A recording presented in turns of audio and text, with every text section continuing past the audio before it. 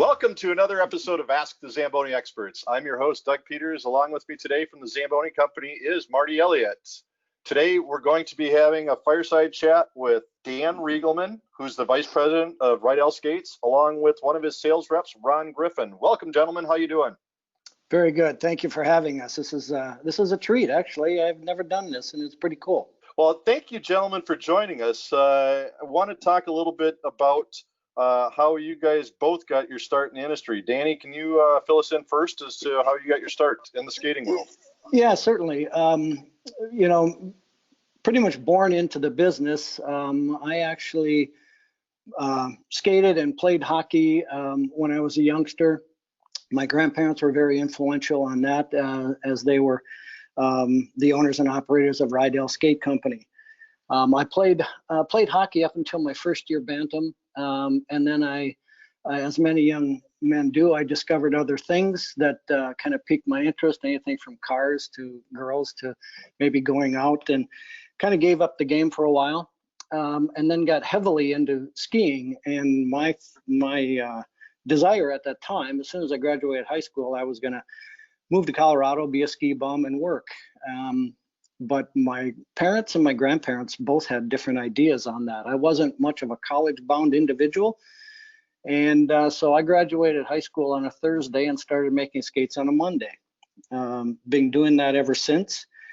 I've learned the business from basically, I believe, the ground up. I worked in our maintenance shop when I was in high school. I was a custodian during my school time. And then shortly after, I went into production, worked 6 years in production, up through different levels of supervisory and management and into ownership. And, in a nutshell, that's where we are today. It's been 44 years, and it's been awesome, just fantastic. Well, it's nice of your grandparents to give you that long 3-day weekend along with your parents to get you regimented and ready for the work world. That's good. It's a good thing, though. Well, actually, I think I had to come in on Saturday and sweep the floors and clean the bathroom, so I really didn't have those 3 days. But, good thought, though, Doug. It's a good lesson, and it's probably served you well over the years. I know when I was growing up, having people that were looking after me to make sure I was doing the right thing certainly didn't bode badly for me. Yeah, true. I'm sure. You know what? I was just thinking. You and I probably played against each other as either maybe a bantam or a peewee. Because where were you out of? St. Paul? That's Minneapolis Roosevelt. No. You guys were too high on top of our league. Well, and I think you got a couple of years on me. A few gray hairs and a couple of years on me, Danny. Ouch. We didn't say this was going to be easy, this podcast. And painless. You didn't say it was going to be painless, no. Exactly. Ron, how about your story? Can you fill us in on where you got your start into the rink industry, please? Yeah, I kind of came from a skating background. My mother and her sister and her best friend were in the, before it was the Ice Capades, called the Hollywood Ice Review. So when she came off the road and started a family, my dad opened up a corner store. And we moved to a suburb of Detroit in the early 60s.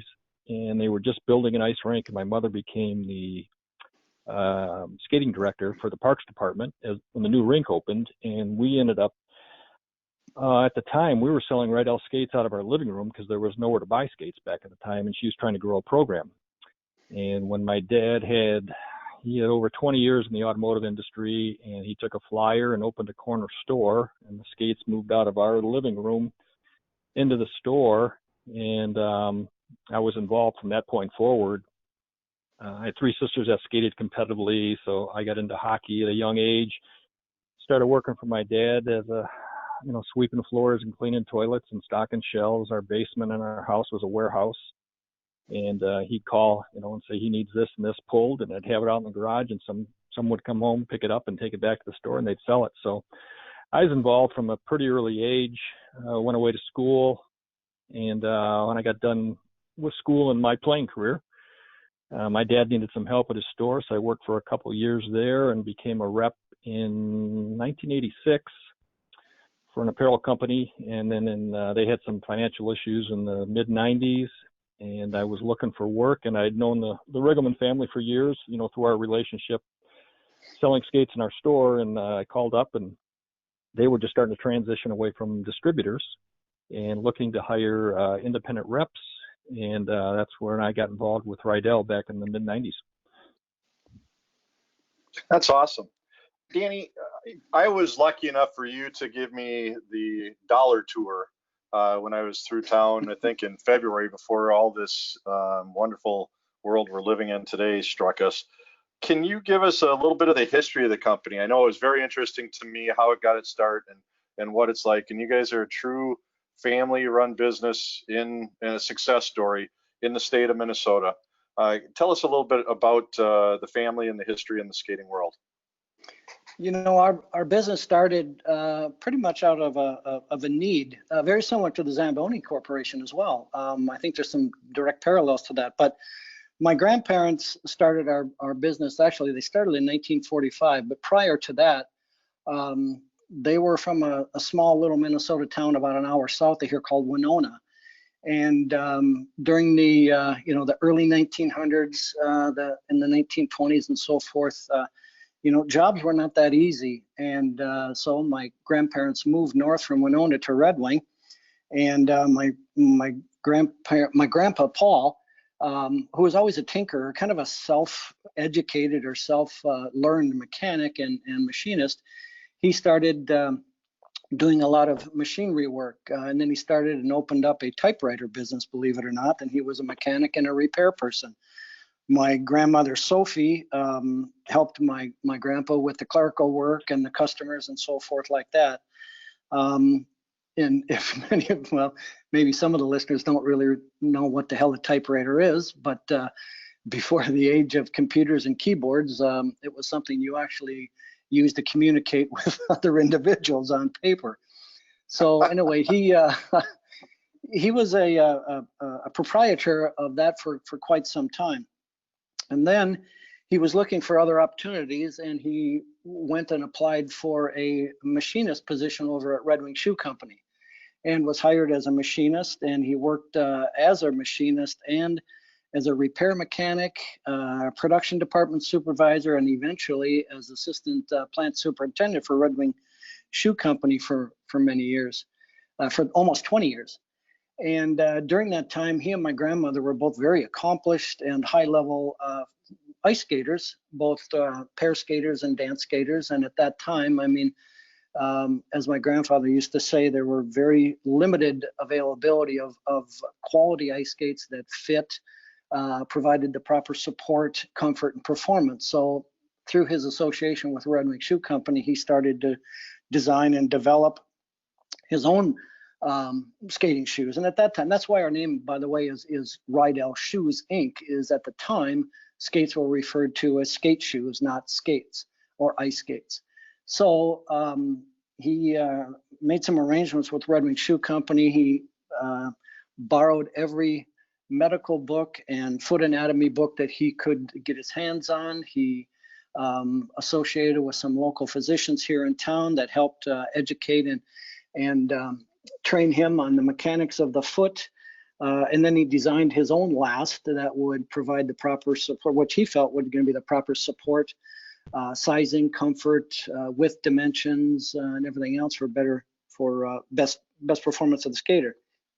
So he was able to do that on his own, on his side time. And then Red Wing Shoe Company was gracious enough to allow him to run some of his prototypes and his samples and designs down through their production line over the course of time, and start tinkering with new materials, their machinery, and so forth. So that's how the Riedell Skate Company, or how the Riedell Skate design started to evolve and originate. And then there came to a point, quite honestly, where, and my grandfather used to love saying this, is that even though he had a wonderful relationship with not only the owners of Red Wing Shoe Company, but all the employees, they finally came to him and say, well, Paul, what the hell are you going to do? Are you going to work for us, or are you going to work for yourself? So at that time, he made the decision with my grandmother to kind of break out on his own and scrape together every penny he could. Had great relationship with the local banker here and some materials and finding suppliers, and was able to start his own business back in 1945.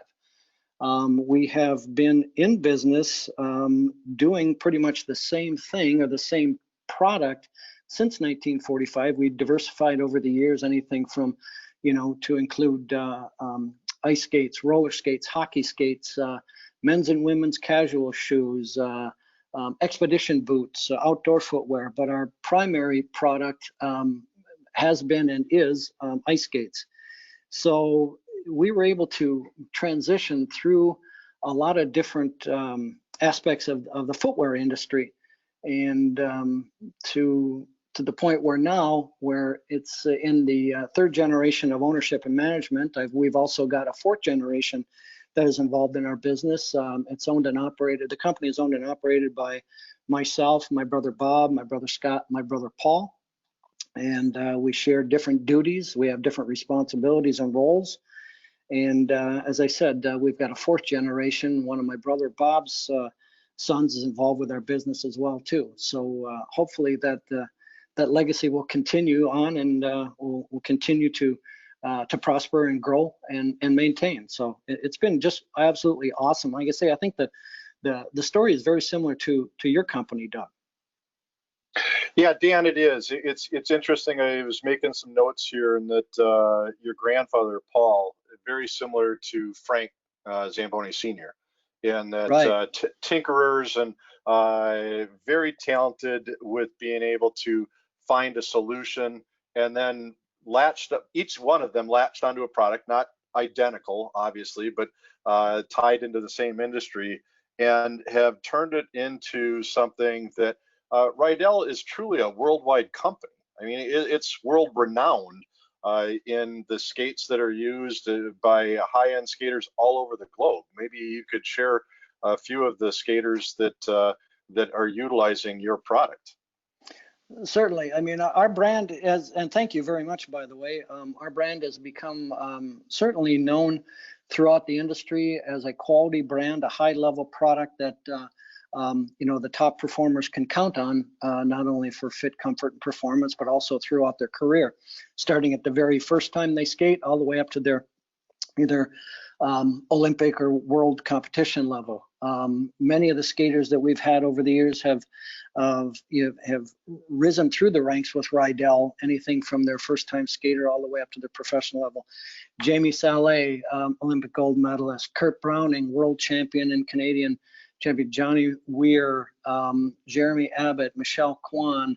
I'm a little uncomfortable being a name dropper, but we've had some very high-level athletes use our product, and we're extremely proud of that association. We've also had, a relationship with many local clubs and skating programs that are to me are almost as important, or sometimes more important, as the high-level athletes. And I don't want to disrespect the high-level athletes, but if we don't have a feeder group and we don't have a learn to skate program, we're not going to have those Olympic champions. So we've been very fortunate to be associated with them. And over the years, we've had numerous world and Olympic champions that have counted on our product, and have done very, very well and been successful. So thank you, and I appreciate you making mention of that. Oh, no problem, Danny. And it's in the industry. I've drawn comparisons to Zamboni. I've always said Jet Ice is the Zamboni of ice paint, and I consider Riedell to be the Zamboni of ice skates. And whether it be figure skates for the competitive or non-competitive skater, to more importantly probably the rental skates, because if the skaters don't have a good experience the first time they go skating, they're not going to want to do it again. And if we don't have skaters, you're not going to sell your product, and we're not going to sell our product. So you guys are a very important piece to the industry we both reside in, and I'm thankful to have a company who cares as much as Riedell does about their product and making sure that the users, the guests at ice rinks, are comfortable in the product. Well, thank you. That's a wonderful statement. Thank you very much. And to be considered in the same category as Zamboni is very comforting. Thanks. Oh, no problem. Ron, I want to ask you a question. I know I've said in multiple occasions, I don't think I'm the brightest bulb in the box, nor do I consider myself the most talented salesperson there is. I consider the product that I sell, the Zamboni ice resurfacers, to help make my job far easier because I'm selling a quality product. What is it like on your end to be selling the Riedell product, and does that make your life easier versus if you were selling some other product? Absolutely. Things have changed in the last 25 years. We have a lot more competition than we had when I started. But to carry the Riedell brand with me into a store, it gives me instant credibility. It was a known name. It was trusted. They stand behind their product. They deliver an outstanding product for, great value. So yes, to work for Riedell, it's been an honor. It's been a pleasure. I can always go into a store, into a competition, and know that I'm standing there representing, the finest brand in the world. So that certainly it certainly helps, rather trying to pioneer, another brand that's trying to make their way into the marketplace. That's interesting. You use the word value, and I know in our world of ice resurfacers, we're not always the least expensive, and I am going to guess that just based on the quality that the Riedell skates are, that they're not going to always be the least expensive in the skating world. The term value, is that something that you use on a regular basis when you're talking to your customers about spending maybe a little bit more money to go with the Riedell product? Absolutely. And you were just previously talking about rental skates, and there's a key item right there, that it's a very price sensitive item for rinks trying to replace a whole fleet of skates or new startups and that. And it's the old adage, you get what you pay for. I'm servicing rinks that, and Dan can back me up on this, years ago we used to stamp the date of manufacture inside the skates. And so I can walk into a rink and I'll see skates, I'll look inside skates, and I'll see dates back in the early 70s, 1970, 1971, 72. And these skates are still on the shelf, well past their shelf life, but still performing, still adding value. Now, some of them need to be updated and replaced, but there was a testimony of, how long some of those skates will last. And when, we're a few bucks higher than a lot of other competition out there, but our skates will last and they'll continue to perform,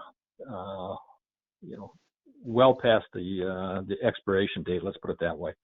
But yeah, you get what you pay for. You want to spend a couple more bucks, but you've got a peace of mind and you got a product that's going to last you longer and create better memories. You talked about someone that goes to skate for the first time. If they don't have a good experience, why would they come back? Well, our skates, they fit, they're comfortable, and they wear well for the rink or the facility that has purchased them. They'll get their money's worth. It's funny, you talked about memories, and it jarred one for me of a poster or a picture that my parents had in the basement of our house where I grew up, and it was a picture of a horse, and it had tried to leap over a fence, and it was stuck at its hindquarters, and it said, "You're damned if you do and damned if you don't." And it's kind of like building a good product, and it's like with us. We build a product that I think is the best ice resurfacer in the world, and the downside to that, just like it can be with your skates, is that it lasts so long. And you have conversations with people who they meet you for the first time, they ask you what you do, and they kind of like look at me kind of strange and go, "Well, how many of those can you sell? There's only 30 some NHL teams." And it's like, how many rental skates can you guys sell over the course of a year? Yep. So it's something that I think that I look at it and go, I would never want us to build a less quality product than what we do, just to maybe get an additional sale or two. And I don't think you guys, it wouldn't set well with the reputation that Riedell has in the skating world for their product. And maybe Danny, you can touch a little bit on that as well. I can't agree more with what Ron said, is that, value. I'm not unlike anybody else, and I don't think many people are different from me, but we want to have value for what we go and spend. It's really easy and it's simple to say return on investment, but yet, as the example Ron just pointed out earlier, and this really isn't all that far away from the norm, is that I go into facilities and many of our skates have been there for 10, 12, 15, 20, even 30 years. And then I get the rink manager say, geez, Riedell, you're $2 higher than our competition. I'm thinking, holy man, you just made $3,000 off a pair of skates with the rent, or probably more, over the course of that time of that skate, and you're bitching about $2. And I don't mean to make light of the cost and the concern and the budget that facilities have to deal within. But its value, I think, is really what I want to stress. And I want value for the dollar that I spend, and hopefully the consumer and the ice rink or the rink manager or the rink operator wants that as well. Yeah, and that's a great point, Dan. And it's something that I don't always buy the cheapest thing. I don't always buy the most expensive thing. But when I go out to spend my own personal dollars, I'm looking for the value. And if I were to go out and buy a pair of skates, or if I owned an ice rink, I know that when I was buying rental skates, if I bought them from Riedell, I know, one, I'm going to get a product that's going to last. I know, two, that I'm going to get something from Riedell that if I do have an issue, it's going to be addressed and taken care of. And I'm going to be dealing with good people. And those are three big things that I look at and just go, you can't put a price tag on that. And that, to me, makes it the best value in that marketplace. Thank you.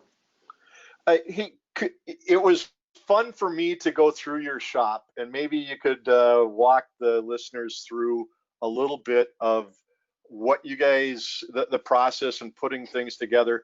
And I was fascinated, completely fascinated with the punches and dies. And I might not be using the right terminology, but when I came to Zamboni 112 years ago, when I was young, it was interesting to see all the fixtures and stuff that we had in the weld shop. Now, we're not using a lot of that anymore, but maybe our listeners who are into how a skate boot is made would be interested to hear just exactly what that process is and what some of the old stuff that maybe is 60, 70 years old that's still being used. Sure, absolutely. When we have skaters and customers and friends come through our facility, they're actually very interested in taking a tour or taking a look through our production facility. Being here as long as I have, I mean, that I don't get that big of a charge on it anymore, but it still is amazing to me to see the operational steps that we have. So we basically have 7 different departments that we start in. First off, the product has to be ordered and scheduled. Once it's scheduled for production, then it goes out into the factory floor and it starts in our cutting department. The pieces and components are basically put together. You have 4 pieces and 4 parts for the upper outside portion of the skate. You got 4 for the inside lining of the skate. You got an inside backstay, an outside backstay. You've got a tongue and you've got a tongue lining. Those are just the outside component pieces that people see. That doesn't have anything to do with the interior components of the skate, to include padding, reinforcements, stiffeners, supports, eyelets, laces, and so forth like that. So those pieces are cut and put together, and then they go into what's called our pre-fit and our fitting department. Our pre-fit basically is exactly kind of what it states. It prepares the materials for the fitting department. So we've got to put an identification stamp in it, sizing, width, date code, tracking job number, so that we can track this particular product all the way through production. And it is also marked out in areas of the skate for position of padding material, placements of reinforcements and ankle stiffeners, different places where we're going to need to put eyelets and hooks and stitching lines. So that's the pre-fit area. And then after that, it goes into our fitting department, which is actually the process of putting those pieces and marrying them together and matching them up to make the upper of the skate. And after that is done, it goes through a tremendous amount of operational steps, and that's production department only, probably looking at about between 45 to 50 steps to make a traditional style type of ice skate boot, or roller skate boot for that matter too. After that, it goes into our muller stock, which is a slight holding area for the next step, which is our lasting department. Now, first off, to get a skate boot or a hockey skate or an ice or a roller skate boot or any footwear, it has to be molded and shaped around a form, and that form is called a last. We've got full and half size last, anyway from a little baby junior size 8 all the way up through an adult men's size 16, full and half sizes. Ladies, we have 8 different widths. Men's, we have 4 different widths, and child's, we have 4 different widths as well. So just the sheer number of lasts that we need to build skates is a pretty large number and a pretty large investment. So we need to make sure that those are maintained properly. So after the uppers come from our muller department, go into our lasting department, they're going to be molded and shaped around the foot form, which gives it the consistent size, the width, the dimension, the depth, the girth, the back seam height, the toe seam length. Those go through operational steps that actually pull and form and mold that leather or that component material around the foot form, and then attach it and adhere it to an insole. Once it gets through the lasting department and the upper is totally molded and formed around and attached, then the last has to, or excuse me, one last step before it goes in, then the bottom has to be prepared so that we can put cement on the bottom of the skate and on the bottom of the outsole, so that when they get combined and put under pressure, they're going to adhere. And there's various steps that we need to do. First, we need to put in a bottom filler. I'm sorry if I'm being a little long-winded on this, but it's a pretty intense process.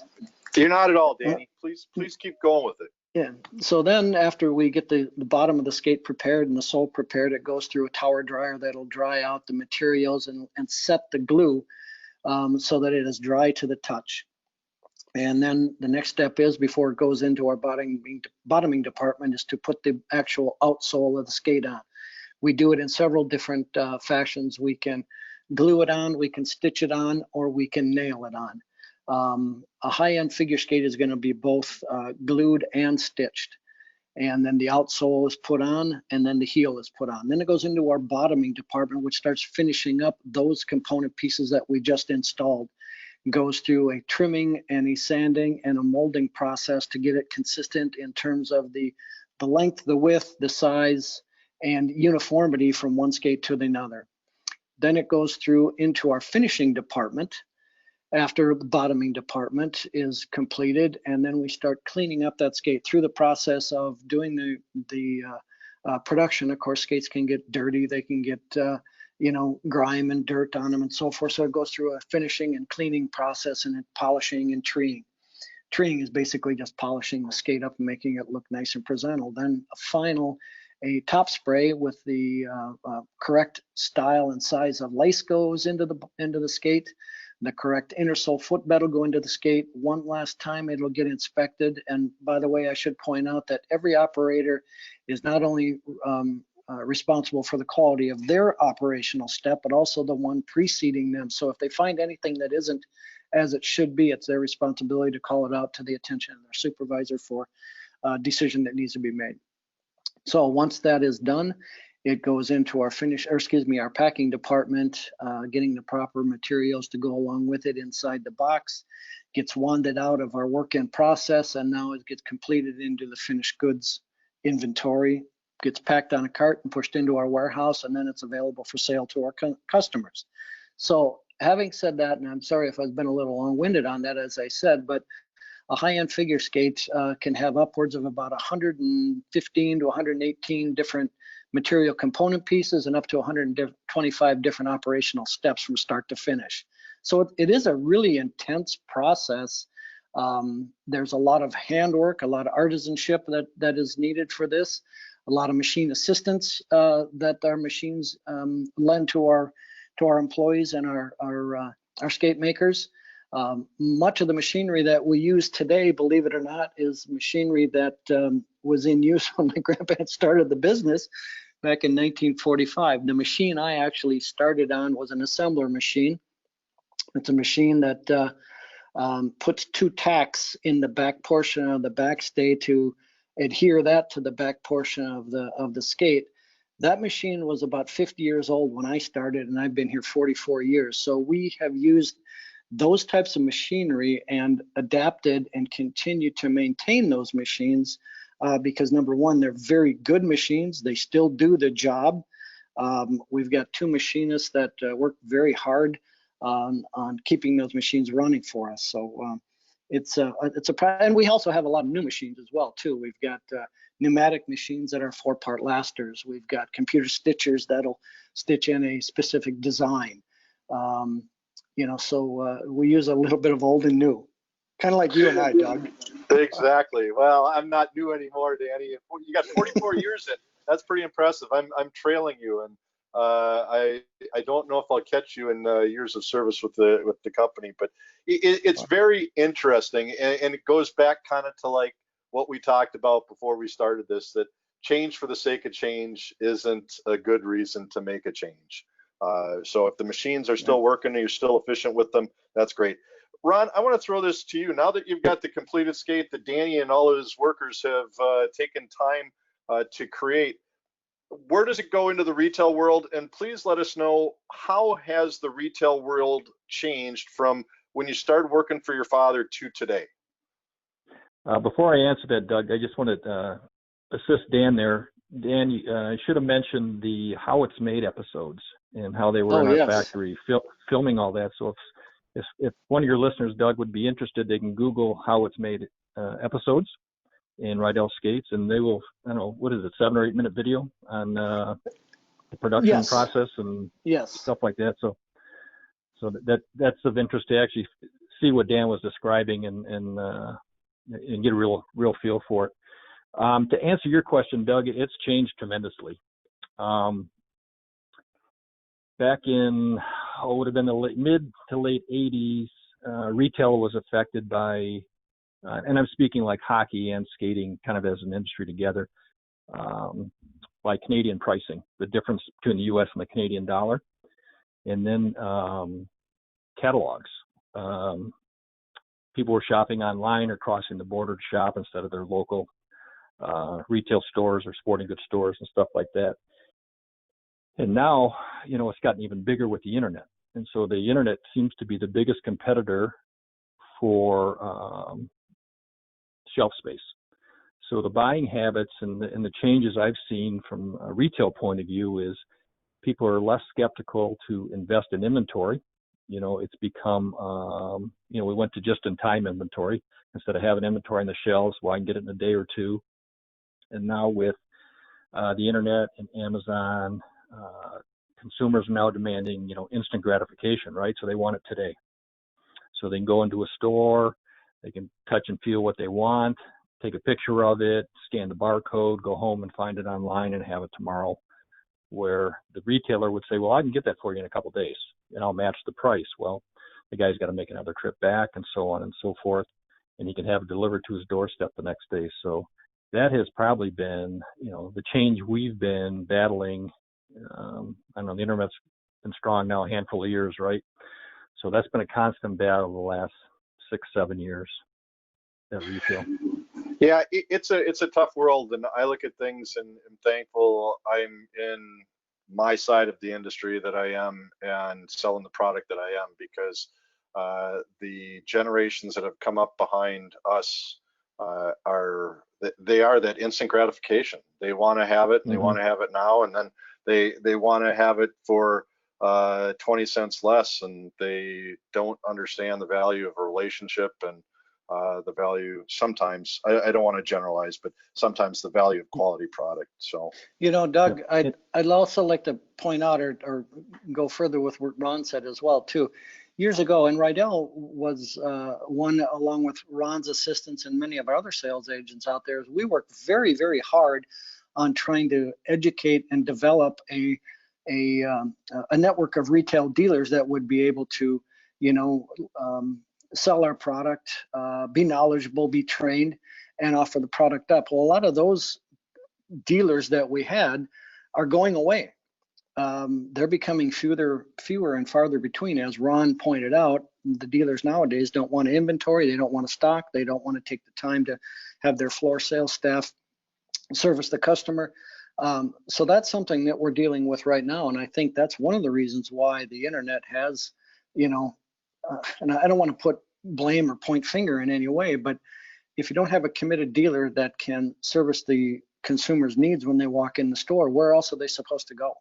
And that's one of the things that we've run up against. Those old-time dealers are dying out. They're going out of business. They're not being taken over. They're not being purchased by second-generation people in the family. So it's definitely a concern of ours, because our product is something that definitely needs to be serviced and taken care of from a post-sale service point of view.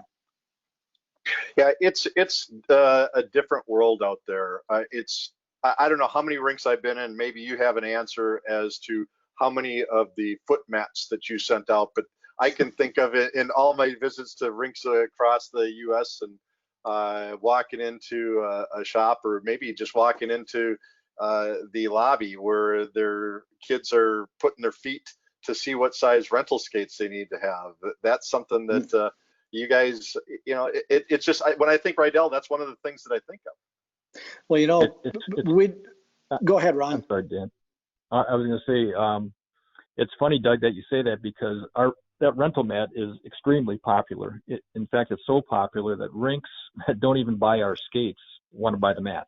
Exactly. And so they don't even know what they have on their shelves corresponds with our sizing, but they think it's such a great idea, and it's close enough, and their users will think it's pretty cool. So we sell mats to people. We sell mats to people that don't have our skates. It's free with a 100-pair order of rental there skates. You go. Hey, I believe me, I've used that approach. Well, it's funny how certain things become synonymous with a supplier, and it's like with us and our machines, it's Zamboni blue. Well, there's no such thing. If you walk into, it's not like Fenway green that you can try to get that you can't, because the Boston Red Sox have that patented or trademarked so that Home Depots can't sell it. But when people say, "Oh, I want Zamboni blue," and I want the Riedell foot mat to measure my feet up. So you guys are, we're tied yet again into a rarefied air. Danny, Ron's been with you for a while, in years, and how many people in your shop are plus 20 years as employees? Quite a few, actually. We're starting to get some new fresh faces, young blood in our facility, because we've had some retirements.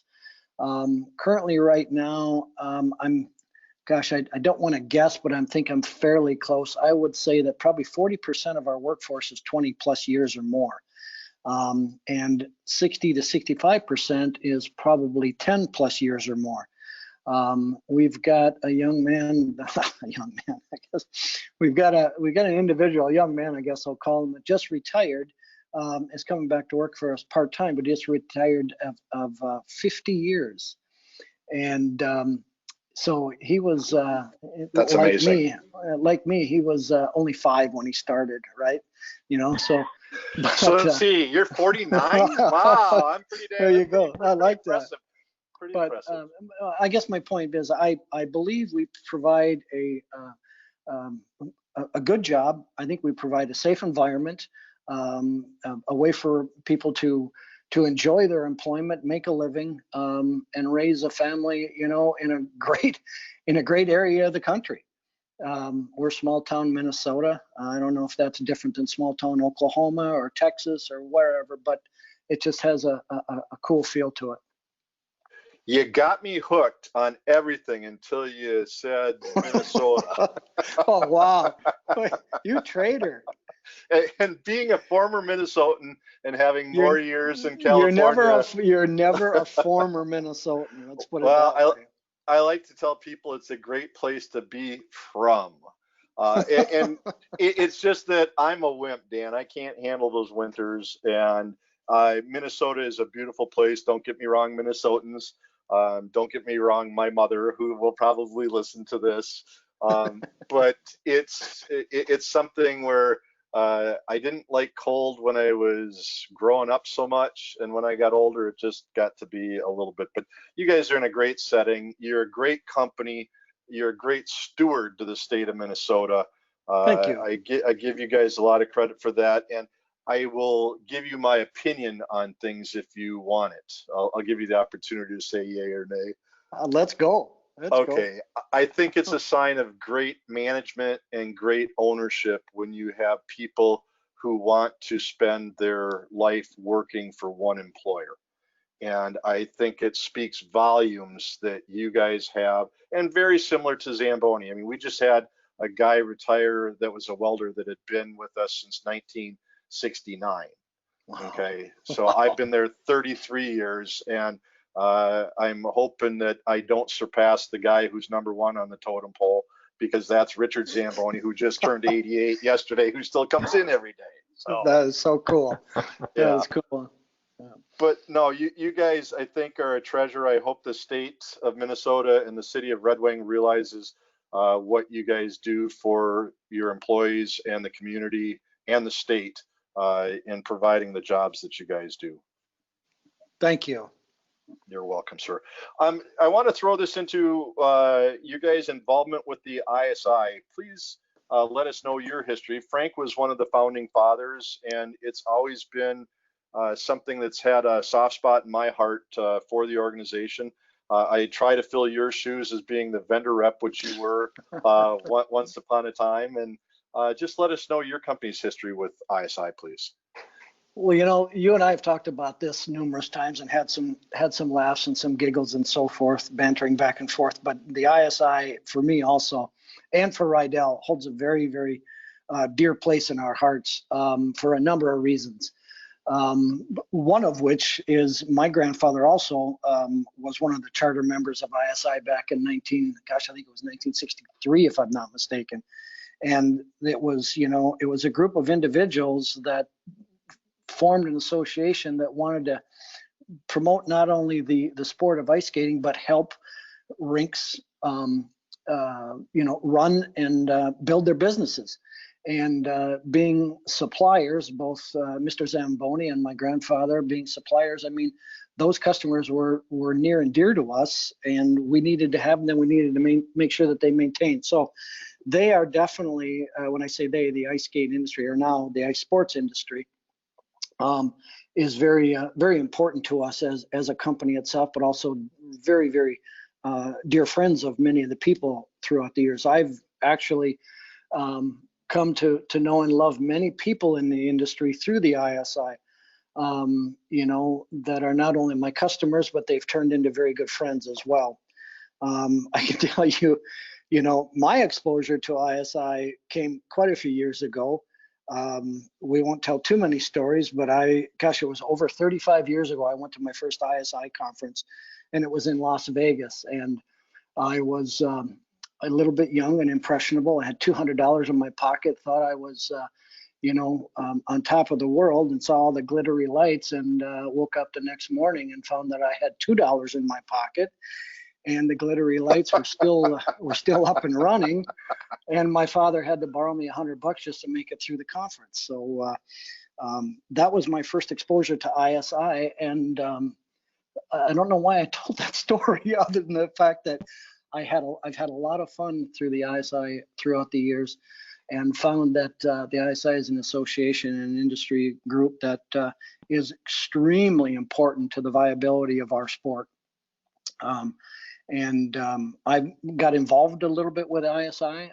Mr. Zamboni was actually the one that kind of talked to me and came to me and suggested that I offer up my services to the ISI board as a vendor member. I think I served 4 years, if I'm not mistaken, before you took over from that.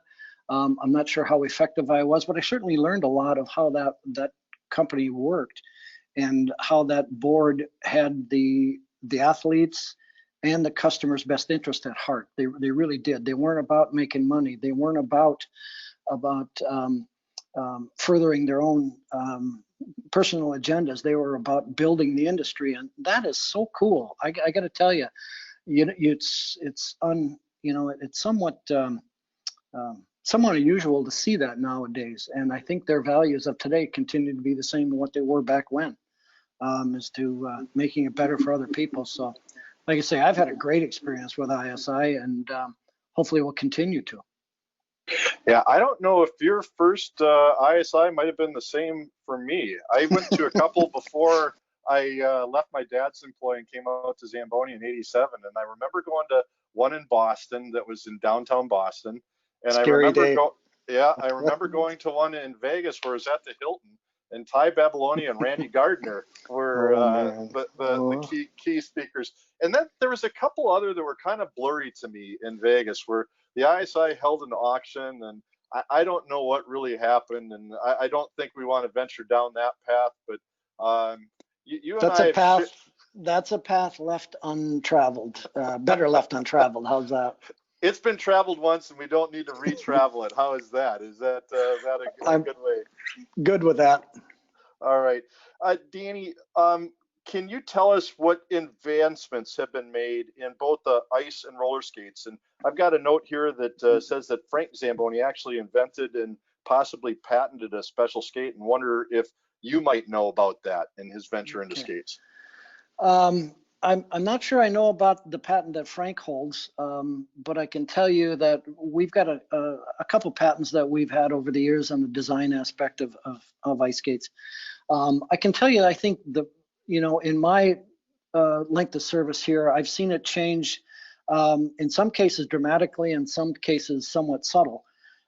First and foremost, the process by which we make skates today is very similar to the process we have been using since the inception of our company.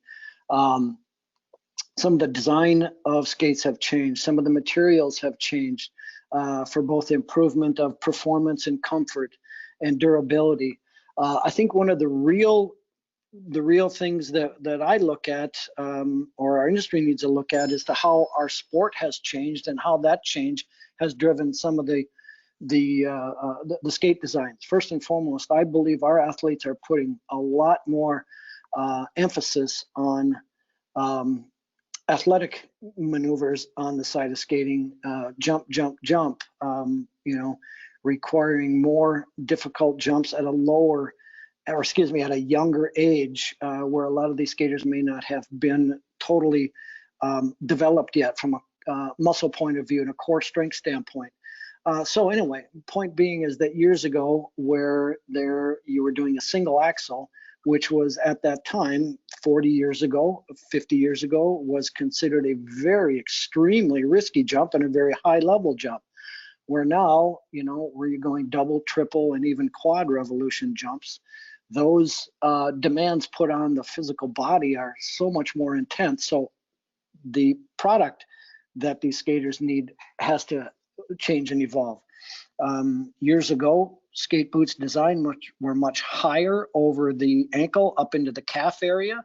They were made with very soft, flexible materials. Now the boot, the pattern height has reduced to just over the ankle, just south of the calf area. The reinforcement pieces have increased tremendously to give what now we kind of every manufacturer has their own system of rating hardness and firmness and stiffness. Ours goes from a 0 to a 100 stiffness support level rating. Many skaters that are younger, maybe not as strong and developed, are probably in boots that are way beyond their capability.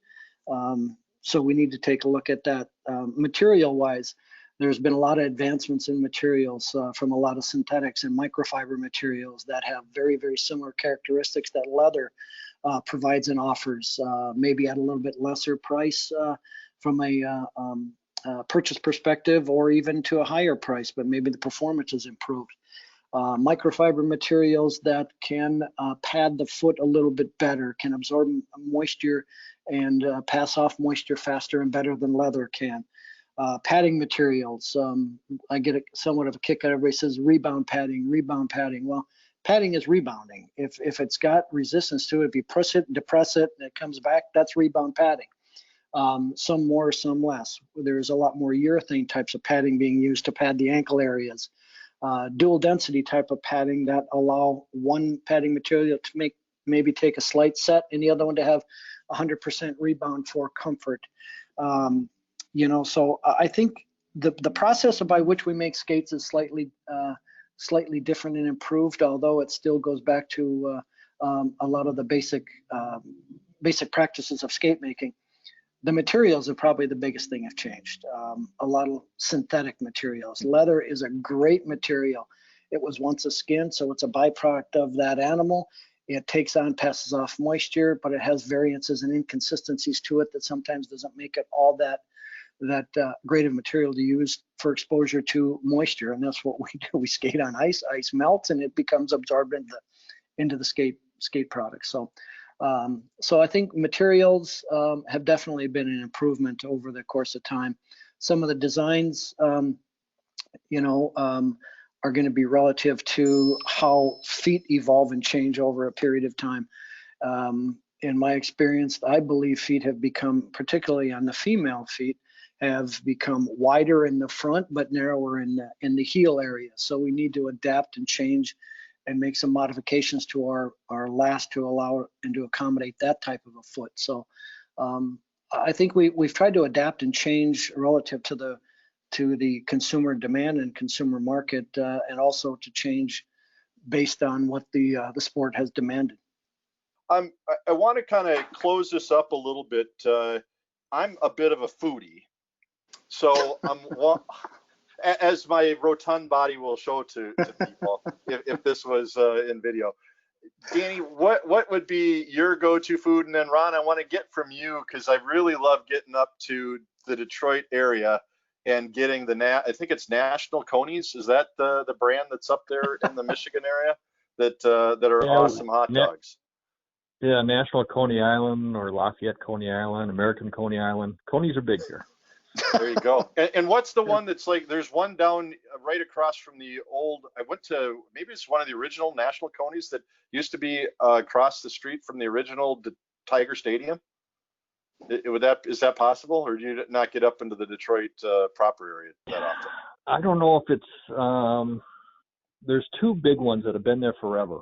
I think one's close to 100 years old, American Coney Island and Lafayette Coney Island. I think they're next door neighbors to each other, and they're right across from Campus Martius Park, down by the new arenas and football stadium and stuff. Okay. But there's not much going on where the old Tiger Stadium is right now. Okay. Danny, what's your go-to food? Is it White Castle? Oh, I tell you what, a couple sliders would go good right about now. But this might be really cliche, but medium rare steak and garlic mashed potatoes all the way with melted garlic butter over the top of the steak and the potatoes. The more butter, the better. There you go. That's good for the arteries. It keeps them nice and firm. Now, would that be? Would you venture into that zone that is the city of Minneapolis to go to Murray's for the silver butter steak knife? Right now, I just love being in Little Red Wing, Minnesota, 60 miles away from Minneapolis. We're pretty comfortable here, and we like it here. I can put that steak on my Weber grill and make it as good as Manny's can. There you go. And Ron, what about you? Do you have a favorite pizza haunt in Michigan, or what's your favorite food to go to up that way? Pizzas are big here. We got probably 20 different brands to pick from, but I'm a steak and potato guy. All right. Well, we're going to have to get together for that if we're ever, can get out of the COVID world and do some traveling, and we'll all sit down. There's a couple of steak places that I've found in my travels. One is in Vegas. Hopefully the ISI will venture back there, and the Craft Steakhouse at the MGM. I'll throw a little plug out for them for the millions of listeners.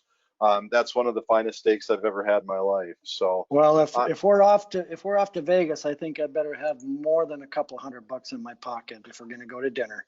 I agree, and maybe we could top it off for drinks at the beach club. What do you think, Danny? Yeah, Danny, do you guys have anything special that you want to touch on that the Riedell Company does that? On a charitable standpoint that you guys do, and this can be edited out if I've overstepped the bounds of it. But no, is there something that's special to you guys that you want to talk about before we wrap up the podcast? Yeah, sir, certainly. First off, thanks for having us on. This has been awesome. And this is our 75th year in business this year. So we've got an anniversary this year. So we are very, very happy and very pleased about that. We do, not a tremendous amount of philanthropic work, but we do, help out, like a lot of autistic